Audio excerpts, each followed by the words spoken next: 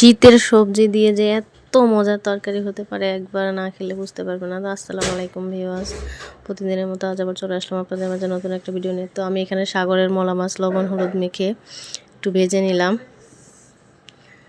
দুই সাইড ভালোভাবে একটু ভেজে নিয়ে এখন এখানে দিয়ে দেব পরিমাণ মতো তেল দিয়ে পেঁয়াজ কুচি, কাঁচামরিচ কুচি, নেড়েচেড়ে কিছুক্ষণ ভেজে এখন দিয়ে দেব স্বাদ মতো লবণ, 1 চা চামচ হলুদের গুঁড়া, 1 চা চামচ জিরার গুঁড়া, 1 চা চামচ শুকনো মরিচের গুঁড়া এবং 1 চা চামচ রসুন বাটা।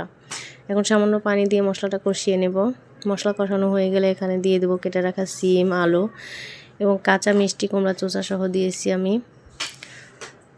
এখন নেড়েচেড়ে এগুলো কষিয়ে নেব একটু। তো এগুলো কষানো হয়ে গেলে এখন এখানে দিয়ে দিব পরিমাণ মতো পানি। তো অল্প করেই দিব পানি, কারণ এটা একটু শুকনা শুকনা হবে, মাখা মাখা। তো এই তো এখন বলক এসে গেছে। এখন এখানে ভেজে রাখা মলা মাছগুলো দিয়ে দিব। মলা মাছগুলো দিয়ে এখন দিয়ে দিব ধনিয়া পাতা কুচি।